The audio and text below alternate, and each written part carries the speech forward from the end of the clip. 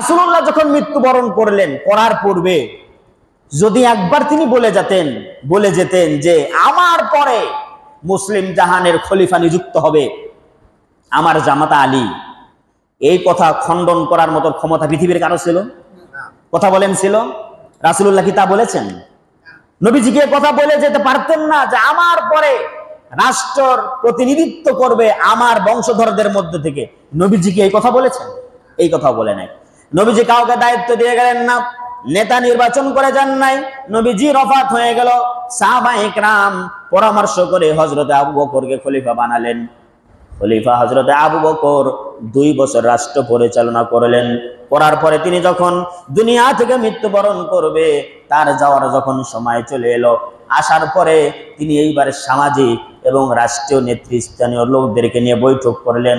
করার পরে বললেন, আমার মনে হয় যাওয়ার সময় হয়ে গিয়েছে, আমার পরে খেলাফতের মসনদে কে বসবে, খলিফা নিযুক্ত হবে কে, এই কারণে আমার মন তোমরা পরামর্শ দাও কে হবে। সকলে পরামর্শ দিল। দেওয়ার পরে হযরত আবু বকর বললেন, আমার মনে হয় আমার পরে খলিফা হিসাবে সর্বাধিক গ্রহণযোগ্য ব্যক্তি যিনি, যার ব্যাপারে আমার নবী বলেছেন ওয়াশাদুহুম ফি আমরিল্লাহি ওমর, যার ব্যাপারে আর সিদ্ধান্তের ব্যাপারে আমার আল্লাহর সিদ্ধান্ত মিলে যায় কোরআনুল কারীমের ভিতরে, যার একক সিদ্ধান্তের উপরে আমার আল্লাহ 22টা জায়গায় আয়াত নাজিল করে দেয়, ওই ওমর আমার পরে সর্বশ্রেষ্ঠ গুণের অধিকারী রাষ্ট্রপ্রধান হিসাবে আমার কাছে মনে হয়েছে। তোমরা কি বলো? সমস্ত ব্যক্তিরা বলল আমিরুল মুমিনিন, তাহলে ঠিক আছে, হযরত ওমরকে আপনি মনোনয়ন দিয়ে যান, আপনার পরে আমরা তার হাতে খেলাফতের বায়াত গ্রহণ করব। হযরত আবু বকর চলে গেলেন, হযরত ওমর রাদিয়াল্লাহু তাআলা আনহু খেলাফতের মসনদে বসে গেলেন। সমস্ত মানুষেরা তার হাতে বায়াত গ্রহণ করলো। 10 বছর রাষ্ট্র চালালো। কয় বছর? 10 বছর। 10 বছর পরে তার যাওয়ার সময় যখন চলে গেল, এইবার তিনি যখন বুঝতে পারলেন আমি চলে যাব, এইবার তিনি বলতেছেন আমার পরে মুসলিম জাহানের খলিফা কে নিযুক্ত হবে? সমস্ত মানুষেরা গিয়ে বলল আমিরুল মুমিনিন, আপনি খলিফা নির্বাচিত করে দিয়ে যান। হযরত ওমর বললেন, আমি যদি খলিফা নির্বাচিত করেও যাই, তাও আমি হযরত আবু বকরের অনুসরণ করব, আর আমি যদি খলিফা নির্বাচিত না করে যাই, তাহলে বিশ্ব নবী মুহাম্মদ রাসূলুল্লাহকে অনুসরণ করব। সুতরাং আমি তোমাদের ভিতরে থেকে 6 জনকে মজলিসে শুরার দায়িত্ব দিলাম।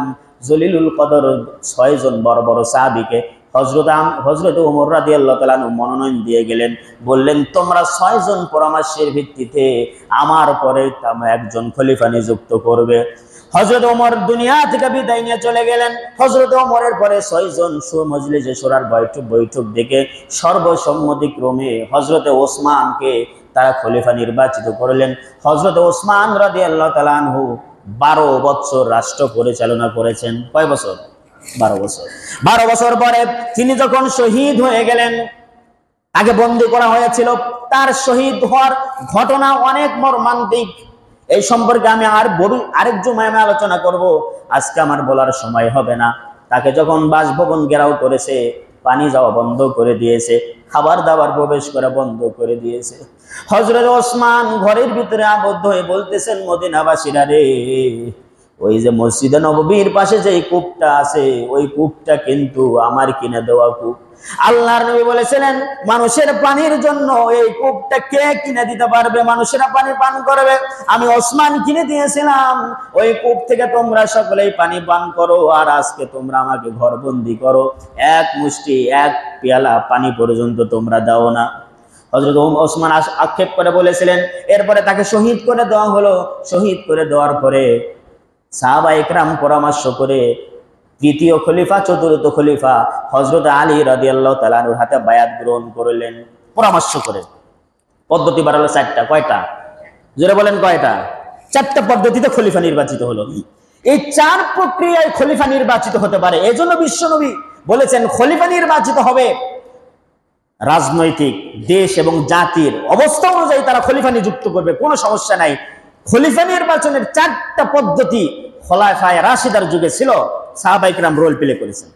এই ঘটনাক্রমে হযরতে আলী রাদিয়াল্লাহু তাআলা আনহু তিনি যখন শহীদ হয়ে গেলেন, আততায়ীর হামলায় তিনি শহীদ হয়ে গেলেন। শহীদ হওয়ার পরে খেলাফতের মসনদে খেলাফত দুই ভাগে বিভক্ত হয়ে গেল। একটা হচ্ছে সিরিয়া দামেস্ক, এর গভর্নর ছিল হচ্ছে হজরতে আমিরে মুয়াবিয়া রাদিয়াল্লাহু তাআলা আনহু। হজরতে আলীর শাহাদত পরে ওই অঞ্চলের লোকেরা, দামেস্ক অঞ্চলের লোকেরা তার হাতে খেলাফতের বায়াত নিল। বায়াত মানে খেলাফতের বায়াত, রাষ্ট্র প্রতিনিধি হিসাবে বায়াত তার হাতে নিলে তাকে রাষ্ট্রপ্রধান মানলো। মদিনা ইরাক এই অঞ্চলের লোকেরা হজরতে ইমাম হাসান রাদিয়াল্লাহু তাআলা আনহুর হাতে খেলাফতের বায়াত নিল। 6 মাস খেলাফত এইভাবে চললো। 6 মাস পরে হযরত হাসান দেখতে পেল মুসলিম শিবির দুই দলে বিভক্ত হয়ে গিয়েছে। এইভাবে যদি চলতে থাকে মুসলমানদের ভিতরে ডিভাইডেশন বাড়বে, মতানৈক্য বাড়বে, হত্যা হতে পারে, হানাহানি মামলা, মারামারি হতে পারে। এই হানাহানি মামলা, এই সমস্ত অপকর্মগুলি, এই সমস্ত কাজগুলি নিরসন করার জন্য হযরতে হাসান রাদিয়াল্লাহু তাআলা আনহু আমিরে মুয়াবিয়ার কাছে বুঝ যাওয়ার পরে চুক্তি করে তার হাতে বায়াত গ্রহণ করলেন। মুসলিম উম্মাহ ঐক্যবদ্ধ হয়ে আমিরে মুয়াবিয়া রাদিয়াল্লাহু তাআলা আনহুর হাতে বায়াত গ্রহণ করলেন। হযরতে আমিরে মুয়াবিয়া 20 বছর খেলাফতের দায়িত্ব ছিলেন। কয় বছর? 20 বছর। 60 হিজরিতে হযরত আমিরে মুয়াবিয়া অসুস্থ হয়ে গেলেন। 70 বছর বয়স, 70 বছর বয়সে অসুস্থ হয়ে গেলেন। অসুস্থ যখন তিনি অন্তিম শয্যায় শায়িত, তার আশপাশে যারা ছিল রাষ্ট্রপ্রতিনিধিরা, তারা বলল, আমির আপনি তো দুনিয়া থেকে চলে যাবেন, আপনি যাওয়ার পূর্বে খলিফা নিযুক্ত করে দিয়ে যান। সকলেই তারা ইয়াজিদকে খলিফা মনোনয়নের জন্য হযরতে মুয়াবিয়াকে তিনি বললেন।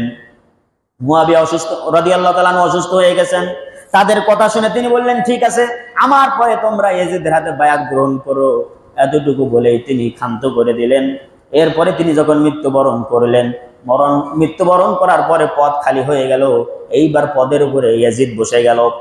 নিয়ম হচ্ছে খলিফা যদি কাউকে নির্বাচিত করে, মনোনয়ন যদি দিয়েও যায়, তার মনোনয়নের পরে ওই অঞ্চলের লোকেরা, ওই দেশের লোকদেরকে মতামত নিতে হবে খলিফা হিসাবে ইনি পারফেক্ট কিনা।